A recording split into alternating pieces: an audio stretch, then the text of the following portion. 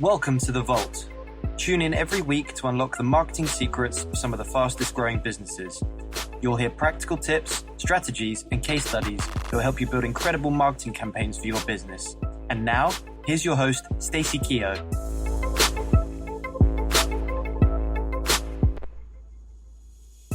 Welcome to Season 2 of The Vault podcast. I'm really excited to share this episode with you. I'm interviewing the amazing Sebastian Bates, who shares some really cool insights into how he creates a steady flow of inbound leads into his thriving business. But before we get into that, I want to tell you about a workshop that I'm running in January 2019. It is our content creation Kickstarter, taking place in London on the 25th of January. If you would like to create a content marketing strategy, learn how to improve engagement levels on your social media, and actually start creating great content, then this workshop is not to be missed. It's a super fun one-day event. We've got a photographer and a videographer there who will be helping to capture and create content ready for you to share with your audience. You'll have no more excuses for not producing content following this event. You'll walk away with video content ready to post, editorial photos ready to use in your marketing, and a content strategy in place ready to roll out. Check out the show notes for more info. On today's episode, I'm introducing Sebastian Bates, published author, founder, and head instructor of the Warrior Academy. He transforms children's lives with his unique approach to education, where he focuses on the development of character through martial arts.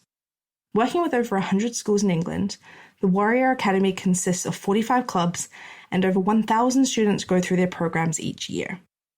From working with and interviewing thousands of parents, Seb has identified the biggest problems parents face in raising their children and has developed a 4-step character development program that has incredible success in solving these problems. His big vision is for students to develop a black belt character so that they feel more courageous, confident, and focused. Seb's objective is to enable them to live a compelling life outside of the dojo and go on to be the leaders in their community, solving big problems in the world. Some key areas we delve into throughout this interview is just how well Seb understands his audience.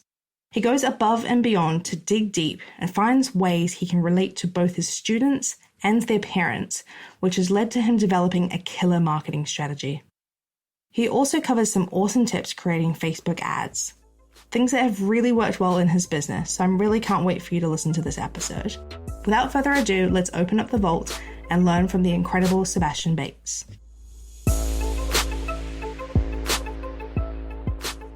Hello and welcome to the Vault podcast, Seb. Hello, Stacey. How's it going? I'm really excited about our chat today, actually, because I think you've got a lot of insight into different forms of marketing that really work well for your business. But before we get started, I would love you to begin by just telling us a little bit about yourself, your background, and really how you started your business. I grew up in the southwest of England. I was in a military family, so we kind of moved around a lot. Started martial arts when I was about 6 years old, and pretty much as soon as I started seeing the benefits there. So, I could see my confidence improving, and it was really helping me overcome bullying at the time, which I was experiencing from changing schools a lot, and just being part of that amazing sort of black belt community. So I studied Taekwondo for about 13 years, and when I was a teenager, I started kind of cross-training in different arts like boxing and Thai boxing, and even Kung Fu. And then when I was 18, I moved to Denmark to work as a chef, until I got a place at university there to study architecture. Brilliant. Yeah, and so quite different to what I'm doing now. So I studied architecture there for just over a year. It was studying from 8 a.m. to 6 p.m. And then the only sort of job I could pick up over there with some sort of broken Danish was washing dishes in a beef house. So I was doing that sort of 5 hours every day after studying. It was all pretty tiring, yeah. And I remember, thinking, I don't really want to do this for sort of 5 to 7 years.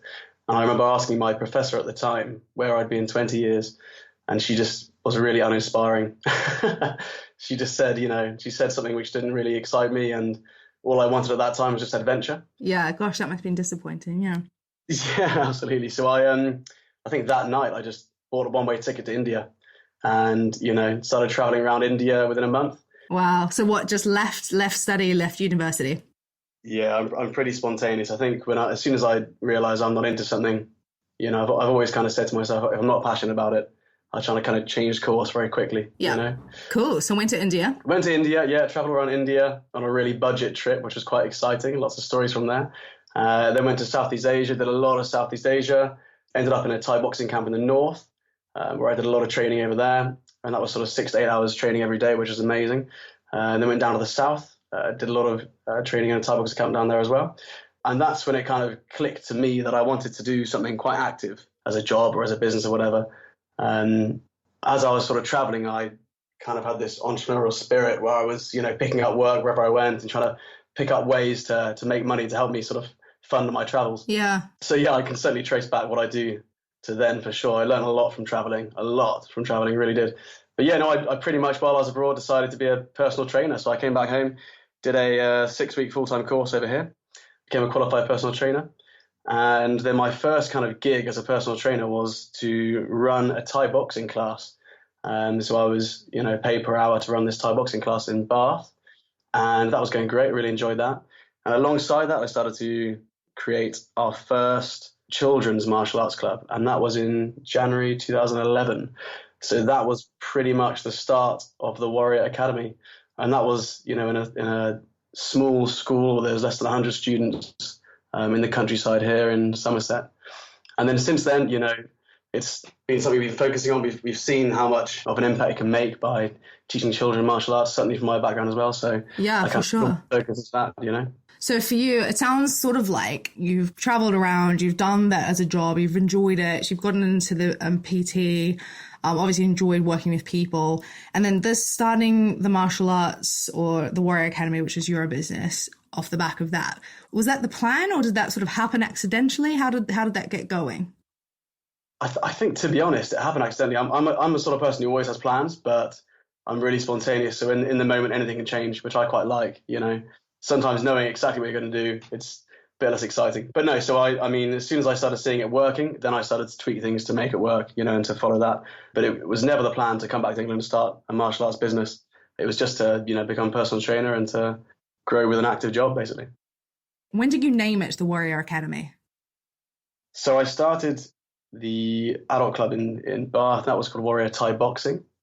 And then, I wanted to kind of encompass a lot of different martial arts. So I thought academy would be good. Plus, I wanted to kind of put across that it's more than just martial arts. It's more of an education for life. And so, the development of character, which is a big part of what we do. And I think, Warrior Academy kind of says that. Yeah, I guess the reason I asked the question is I'm wondering if sometimes when you name something, it becomes real, and that's when you start to think of it more like a business. So I was just curious, really.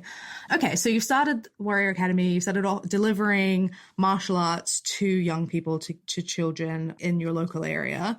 Talk to me about the process, because as you've mentioned there, it's more than just martial arts. It's much more of an education. I think you just said for life, but talk to me about some of your processes and I guess methodology around what it is that you do. Well, the Warrior Academy, we're obviously a martial arts organisation based in the UK, and our goal is to transform young lives through the development of character. So what we do when a new student joins in, we look for their breakthrough areas, and for us that's an area we can sort of focus on to make the biggest impact in the shortest amount of time. So we've broken that down to our 3 C's, which is confidence, conduct, and concentration. And we found that students typically have 1 of 3 or 2 or 3, but rarely all 3. So what we try and do is try and bring the students to a point where they've got all 3. And that solution there is the black belt character. Why do they not have all 3? What do you think where does that come from? Is it just that as young people that they haven't quite developed, as an adult, for example, you may have developed all of those characteristics, but is it for children perhaps that they haven't developed those yet? Or what might be some of the reasons behind them not having obtained those 3 C's? What were they again? Sorry, explain them.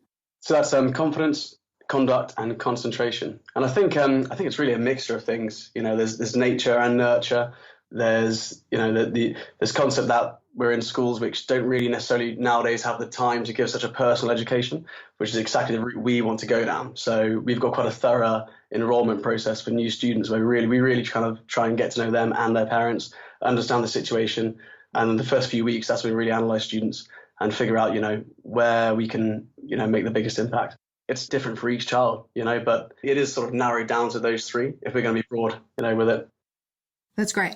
So for you touched a little bit in your introduction there about sort of your background and how you first got exposed to martial arts, and that sort of being from being a little bit bullied at school, and that was sort of where you found your, safe place maybe isn't the right word, but just sort of where you felt comfortable, and that sort of allowed you to build that confidence as an individual. So is that sort of where your passion comes from? Is it more that you can see sort of what it did for you, and now you're able to translate that into other children?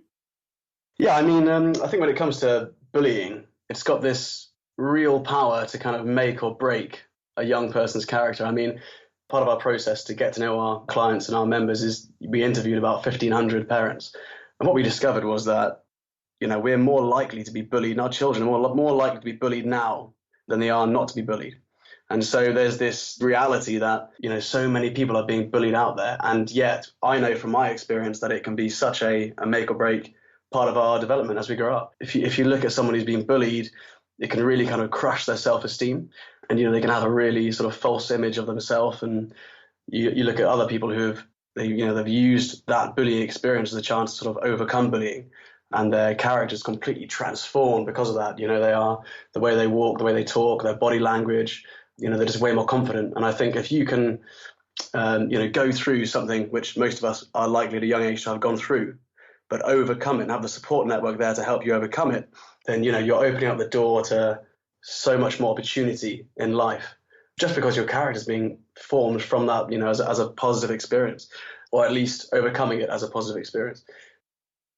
Yeah, so I think what I'm kind of hearing a lot of what you're saying is that you've really put the work into interview 1,500 parents to understand what it is that they are concerned about with their own children, or maybe some of the problems that their kids are actually having, that you've identified these three areas that they're concerned about, and then you've sort of built that into your offering or how you deliver your business, which is obviously through martial arts. So talk to me about how let's transition this, I guess, a little bit into marketing. So you've got those three key areas that you focus on. It's conduct, confidence, and I'm sorry, say the third. Concentration. Concentration, right. So it's focus and all that kind of thing.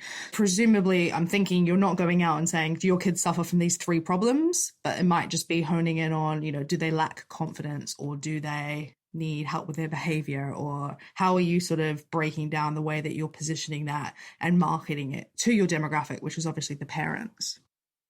So yeah, the first thing I say is you touched on how I sort of interviewed, or how we interviewed all these parents. And I think, we had a lot of surveys go out. So we had a huge emphasis on surveys in 2017. And we really sort of gathered as much information as possible, from our members past and present.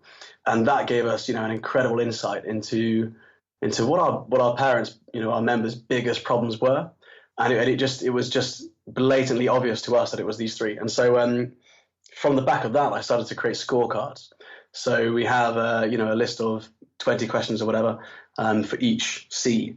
And then really we can give our customers or our members a score on each of the C's. And that, again, gives us an even better insight. So what we often do is we'll have adverts go out there like, does your child suffer from poor concentration? If so, fill in this form. A parent can then get a relatively accurate reading of how their child compares to another child when it comes to concentration.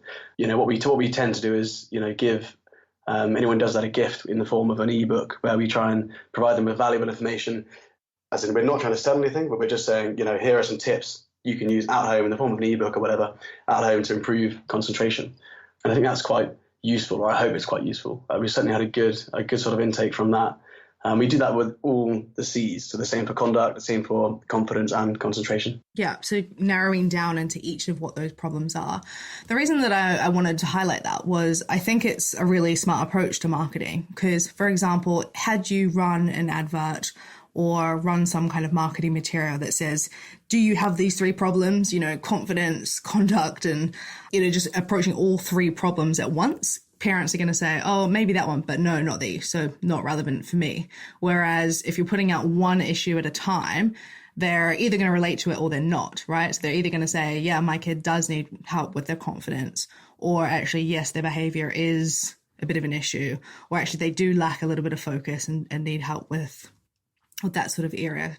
of themselves. So rather than sort of bombarding them, asking 3 questions, because presumably parents don't like to necessarily accept that, you know, their kid may be struggling or need help with something, or whether that's through their own, again, insecurity might not be the right word, but as a little insensitive. But I think you just got to be super careful how you approach anything where you're giving a score to anyone, especially when it's someone's their children. own children, totally. Yeah, you just got to be really sensitive to the fact that, you know, this might be something a parent's really struggling with. Yeah, absolutely. Well, I guess that's what I'm kind of get at, because you don't want to say, like, here are the 3 areas, like, fill this in, your child is terrible at this, they're terrible at that, they're also terrible at this. Like, that obviously wouldn't be super motivating. So I guess the way that you've set it up is just, it just makes so much sense to me, you know, to try to identify here as the area that they're potentially struggling in. And then also just to deliver value like that at the end too, by offering an ebook to say, you know, here is a solution to that problem for you, that you can work through this and see how that works, with really no upsell. You know, at that point for you, there's really no come and do business with us. It's very much just like, let us help you.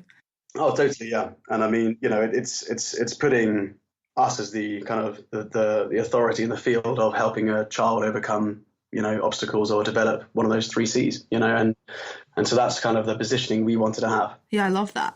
Let's continue with that pipeline, I suppose. So I've seen an advert. I think you're using Facebook adverts for your advertising. Is that right? Yep, that's right. Yeah. So you're doing some kind of behavioral targeting or something along those lines to obviously get in front of the right demographic. Yeah. They are, well, may come revisit that in a second, but so then they're going online, they're taking this test or scorecard to figure out, you know, what are the areas that they need support with. They then received this ebook from you, which obviously helps them to understand a little bit more about what's happening, or things that they could be doing. And then what happens next? So when you're looking at it from a marketing perspective, I would say that this is a classic example of collecting a signal. So, you know, we've had someone show interest in what we're doing. It may be filling in a scorecard, it may be downloading an ebook, or it may just be watching 10 seconds of a video. And then from that, what we tend to do is we tend to create our own market, our own audience from that. And we then target videos, a selection of, you know, 5 to 10 videos, which again, just add value. And the idea of this is it's not pitching. It's just warming up people to the concept of who we are and, you know, getting to know us a bit better, developing trust. And I think one of the biggest mistakes I made was, you know, we would be spending our advertising budget, flying through it, just pitching to a cold audience. That's difficult for everyone involved. It's uncomfortable for the customer. It's uncomfortable for you. And it's, you know, if you've got someone trying to speak on the phone to the customer, then again, it's a bit like cold calling and no one wants to do that. So, you know, for us, it's totally changed. Now we only speak to customers who, you know, they've been through this process where they've seen so much of us, they have reached out to us. That's totally transformed everything we do. I think that makes a lot of sense. It's very much the nurturing phase of a marketing pipeline. And I think it's awesome that you've just said that, because there are so many businesses out there that put something out in front of people, collect data. So they've seen that signal, you know, you've handed over your name and your email address or phone number to download something, and then they go straight in with a pitch. And it's just such a quick way to fail, I think, at marketing. Yeah. So I totally get why a business would do that, because it's scary to think, you know, I'm not going to try and sell. Instead, I'm just going to try and show everyone some nice videos. Yeah, sure. Do you know what I mean? And especially when you've got you know, targets to hit and stuff, and you've just got to be brave enough just to take a step back and just try and give value. And I think people do that. They'll be quite surprised with the result they get, but it's got to be measured. You've got to warm up the audience for a long amount of time. And yeah, that is definitely something that's transformed what we do. Yeah, so it's interesting to say that, you know, because you've transitioned from that, haven't you, where you were spending your budget on advertising and trying to pitch at people, and now you've allocated a certain amount of your budget to be able to nurture them. Cringeworthy to look back at it all. Yeah, but it's a learning experience, isn't it? And I think absolutely, yeah. You have to do it, and until you know, you don't know, you know? So it's just one of those things that you really just have to test out, or be listening to awesome people like you on a podcast and use their experience to, you know, help overcome that.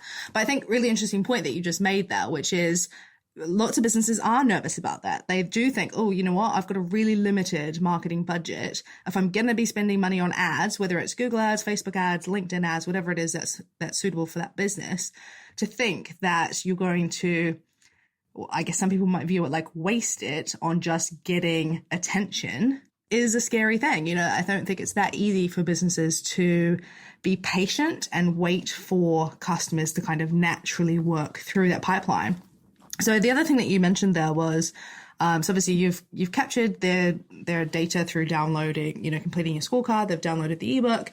You said you set up audiences. So I assume that's custom audiences. So you're retargeting basically via Facebook, and you're showing them a series of, did you say 8 to 10 videos? Yeah, exactly. So, initially when we first create an audience, it'll be pretty targeted already, from interest, gender, age, location, all that sort of stuff. And then yeah, we just keep targeting. We kind of narrow it down, until we've got a really small group that we are, showing 8 to 10 videos to. And then we switch from looking for 10-second views to sort of 2-second views. And at that stage, it's just about brand awareness, I think. We know they're interested in the sort of thing that we're doing, and now it's just kind of nurturing that. Yeah. So to explain that a little bit more for our listeners, so what you're suggesting there is that you're displaying these videos to them. If, for example, they're watching past, let's say, the 10-second mark on the video, you're then retargeting them with another ad, which is probably another video of some sort, but that that's an audience that's very interested in what you have to offer because they've watched at least the first 10 seconds. Whereas, for example, if someone has dropped off in those first 10 seconds of the video, that you're not really worrying about retargeting them because you haven't captured their attention. Is that? Yeah, exactly that. And then it's, 2 weeks or so, or 10 days, depending on how, your sort of intake sales cycle is like. I mean, for us, we only accept new students 4 times a year, which is another big change we've had in the last year. And so it's quite easy for us to plan quarterly, for this sort of advertising cycle. So we've got this signal collecting cycle followed by, the phase where we warm up the leads, and then it's into a conversion advert. Tell me about that change. So you've gone from taking students in at any time of year right through to just doing it at these 4 different intakes. What motivated you to do that, and how have you seen an impact on your business? We went from, you could bring your child along on the day and have a whole month free, to having a waiting list 3 months long. And we've really tried to make our trials quite exclusive, so they've gone from free to about £70. Again, I think that's excellent value because there's 2 months of training there. There's online training for 2 months. There's a uniform involved, and then there's loads of surprises, which we do. We try and implement lots of sort of customer surprises on the way. And so yeah, we've got 4 intakes a year. And these intakes, they last about 2 to 3 weeks. And instead of just having people rock up, they have to have an interview with us. So we interview parents for 20 to 30 minutes. And then if we can, we have a private class with them, with the instructor, before they even come to class. And I think that is when we really get to grips with the sort of breakthrough areas. And, while it means that instead of having our classes filled up straight away, what we do is we deliver a super high quality class, which is really sort of tailored to the individual. And that's been our goal in the last year, to personalize everything. And it's something from our interviews of parents, the 1,500 interviews we held in 2017, something we discovered from, reading that and reading more and more of the information there was just that parents kind of feel disconnected from the school. They don't feel they've got that personal education with the schools anymore. Teachers are so overworked, so busy, they've kind of lost touch a bit with the parents. And so that's something we wanted to be our kind of USP. And so, yeah, that's why we spend all this time, getting to know parents, getting to know the students before they even come to class.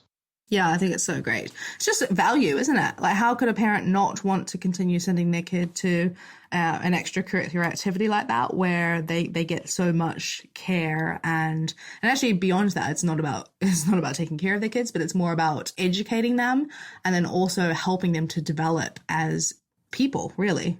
Absolutely. And I think the scary thing there for a business is that you've got to turn people away. And that is something which was completely foreign to me, this concept of saying no to a customer just because you don't think they fit with what you're doing, which is just like, Yeah, well, when you first start a business, you just think you'll take anybody that will come to you for not just your business, but I think all business owners think that, they just think, well, yeah, if somebody wants to hire me, I'm going to say yes. So how do you make the decision to say, actually, no, this is the criteria of the type of demographic that we want in the business, the type of customer that we want, or in your case, it's obviously families, like parents and children. How do you make that decision? Have the confidence, I guess, to make that decision? So the way I kind of had the confidence to make that decision was, I think one of the reasons people don't do it, it's because they're scared of not hitting targets. They change something up. They're worried they're not going to hit a target. So the first thing I do is I chop my forecast in half.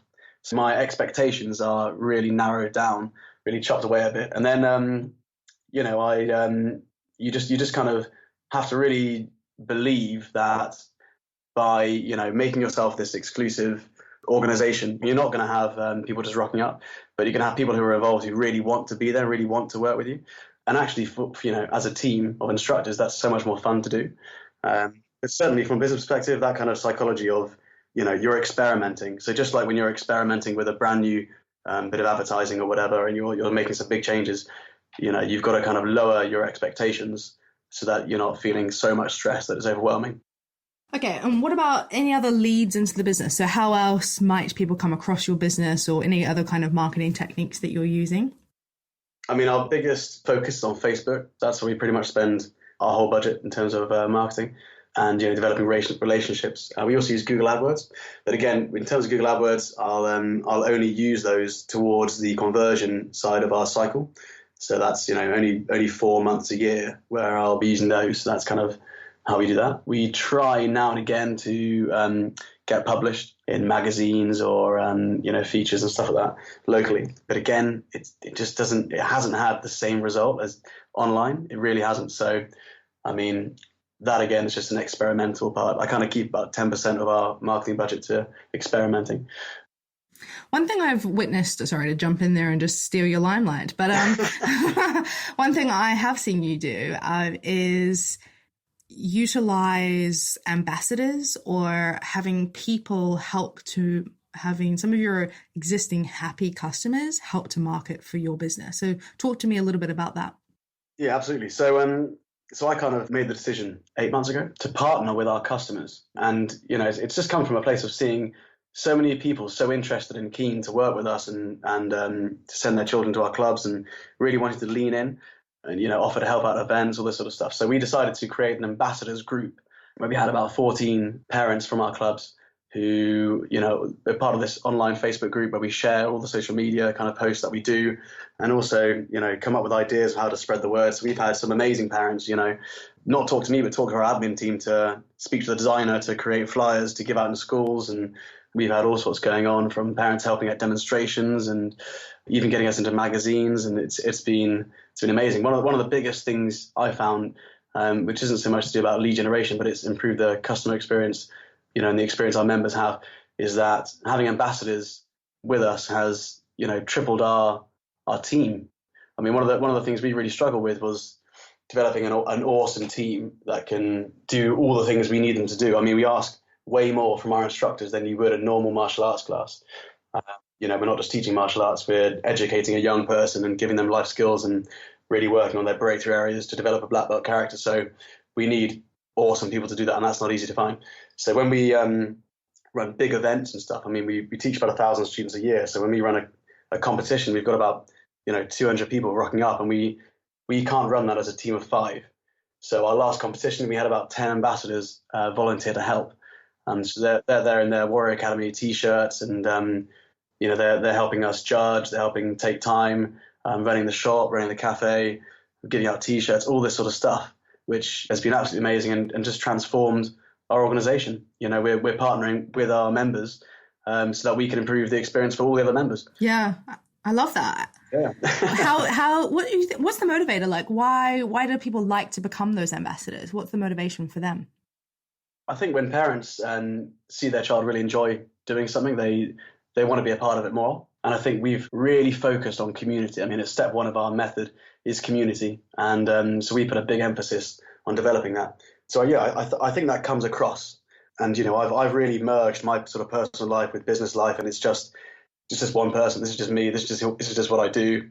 This is who I am. And I'm really transparent with that.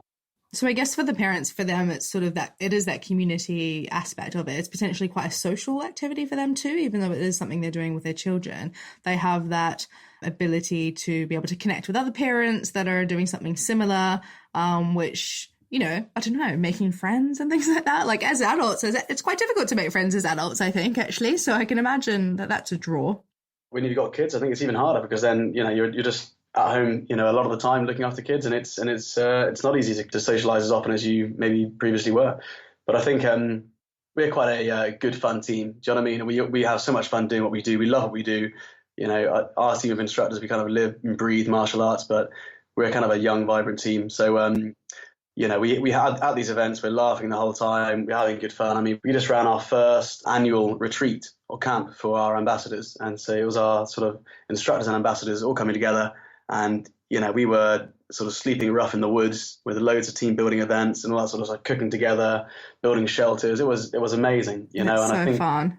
It's all part of that kind of community, bringing everyone together. And there's just such a good vibe with our ambassadors and our instructors. And I think when you look after your team, all of our members are getting looked after because of that, because everyone's in a happy place. Yeah, absolutely. It just makes so much sense as well to be able to give them that, to create those bonds, I think, not only with your own team, but then also with those ambassadors. How are they're not going to not want to share that information with their friends and family and people that they know. They want to share that experience if they went out and camped in the woods and this is what they did. And then their friends will ask them, why are you doing that? And then they talk to them a little bit about your business. So it's just making people feel passionate about what it is that you do as a business. And actually that ends up resulting in positive things all around, whether that's just culturally, but then also could, potential lead generator too.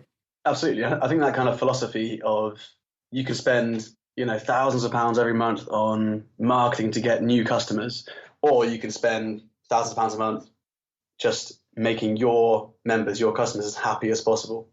And I think, we've really taken on that philosophy so that we can bring everyone together as a community, but also make that experience really amazing, and go above and beyond what we've promised. That's kind of our goal. So yeah, I think using that philosophy is a great way for retention as well, and you've got to look at it like, yes, you need, to grow, but you also need that retention. And sometimes word of mouth just from looking after your members or your customers or whatever is stronger than a Facebook ad, Yeah, for sure.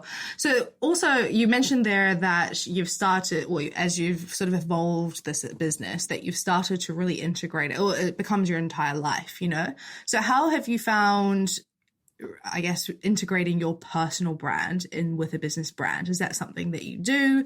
Do you enjoy that aspect of it? Were there any fears around it? So tell us a bit about that. I mean, if you're combining your personal life with your work or business life, you've got to be quite careful. I think the sort of fears you'd experience are, what are people going to think of this or that, but I think at the end of the day, we're all human. And I think, I kind of live and breathe what I teach, and I kind of, walk the talk, what I do. And I think it's actually, I want people to have that insight into my life. Having that transparency is a good thing for me. I think that comes across a lot in the way we kind of do things, but yeah. Because you're starting to share a little bit more about your personal life too, and walking through your own personal experience as to why you started the business. So yeah, it's good to hear, because I think there are a lot of people who do get a bit nervous about that, or overthink it, perhaps is a better way of explaining it. Overthinking what you should be sharing and shouldn't be sharing. And I guess, like you said, if you are living and breathing what you do, then there isn't really much to hide, because it's just a truthful kind of representation of yourself. Yeah, I mean, if you've got something to hide, don't do it, obviously. But then why are you in business in the first place? And I mean, if it's something you're passionate about, and you just you practice what you preach, then by all means, your customers are gonna want to see that. I mean, why wouldn't they? I mean, I think when you're leading an organization, especially nowadays, people want an insight into your life. The biggest brands, they've got they've got so much trust from their customers because they're so transparent. Well, I really appreciate you kind of walking us through, I guess, your entire pipeline, so we can see how it is that you've built a marketing strategy and what it is that you actually do to implement it. One of my key takeaways really from that has just been understanding your audience so well. So I think by doing that research and really just understanding who is your customer, how are you going to get in front of them, what are some of the things that you can create to attract them into your business? And in your case, it's obviously establishing those 3 areas that they're really struggling with that you can actually help to solve, and producing content to really attract them into your business. So you're not having to do as much direct selling, really. It's just kind of attracting the right audience into what you're doing. So I thought that was awesome insight that you've shared with us there. Anything final that you'd like to add for us, or is there, at least let us know how we can connect with you? I mean, all I say is, like you said, connecting with your customers, learning more about them, really trying to get down to what it is that you can help your customer with. What problems can you solve for them? A lot of beginners, I think, they're not putting enough of a budget onto their marketing. They're just not putting enough there to help them grow. And what I've seen a lot of people do, even experienced business owners, they're not leveraging time enough. So they're not delegating, they're not building a team. And I mean, really, at this stage, what you want to do, I think, is find a professional who can really sort of help you expand online. And I think by doing that, you're going to get a better chance to develop in the business areas where you're best at. I think one of the new sort of lead generation sort of products that I've now created is I've just published a book called The Warrior Method. It's basically a chance for me to give back to martial arts. I've always been so passionate about martial arts and its impact on my own life, and I've seen it impact thousands of students' lives. And it's such a powerful tool for parents, to develop the character of their children. So yeah, it's something I can help encourage parents to sort of lean into. But in the book, there's our 4-step warrior method, as well as loads of sort of personal stories about my background in martial arts. So that's great. So yeah, that's our new sort of product for our customers, which all of our members, I hope, will have a copy. And they can pass it on to their friends as well. And it's it should be a really exciting year. Really, really exciting. And that's a really great resource for them to understand a little bit more about you. And likewise, I would encourage anybody that's listening that wants to understand a little bit more about that process to get on Amazon and order a copy of that book for sure. So Seb, how, other than ordering the book ourselves, how can we reach out to you? Is there a way that we can connect with you via social media? You can find me on Facebook, Sebastian Bates. You can find me on LinkedIn, again, Sebastian Bates. I think it's Sebastian Seb Bates.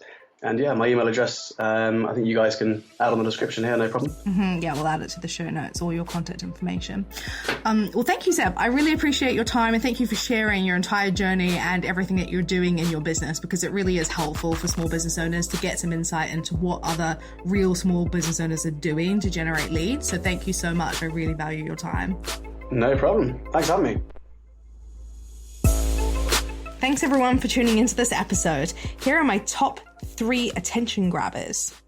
Attention grabber number 1, survey your customers. It gives you really incredible insights into their problems, and it means that you can create content that speaks to them, that they want to connect with. One thing that I love that Seb had spoken about is by giving gifts. So he surveyed his customers, he's then created adverts on Facebook, put them in front of his ideal prospects. Those particular subjects that he's spoken about have really reached out to them, really connected with them. And then he's offering a free gift. So in the example he gave us was the ebook. So he's really giving them a solution to the problem that they're suffering from, really giving value without any intention of doing things further. So I thought that was really, really great. Survey your customers. Attention grabber number 2. Partner with your customers. So I thought that was awesome. He talks a lot about creating an ambassador network. So these are people who are advocating his business and what he does. People that are already involved in the business because their children are a part of his network, finding ways for them to be involved and for them to integrate themselves further into the business, and creating this ambassador program I thought was awesome. Think about your business. How could some of your advocates and people contribute to your business a lot, help to advocate even more for your business? I thought that was great advice. Attention grabber number 3. Facebook adverts. So Seb walked us through a really cool way of creating a flow that works well for Facebook adverts. So starting off with signaling. So showing a video, getting the signal that people are interested in what you're doing, putting them into a segmented audience, and then using that audience to retarget, to remarket to, warming them up, educating them, teaching them about the business before thinking about converting them into an actual customer. So I thought that whole process was really, really insightful, and I hope that you can use some of it in your business. So that's it for this episode. Don't forget to check out my upcoming content creation Kickstarter workshop. You'll find the link in the show notes. Tickets are on sale now. Tune in next week for another awesome episode on The Vault. You've just been listening to The Vault podcast with Stacey Keogh. If you've enjoyed the show, she'd really appreciate you leaving a review on iTunes. And don't forget to head over to www.thevault.global for more free content that will help you build an effective marketing strategy.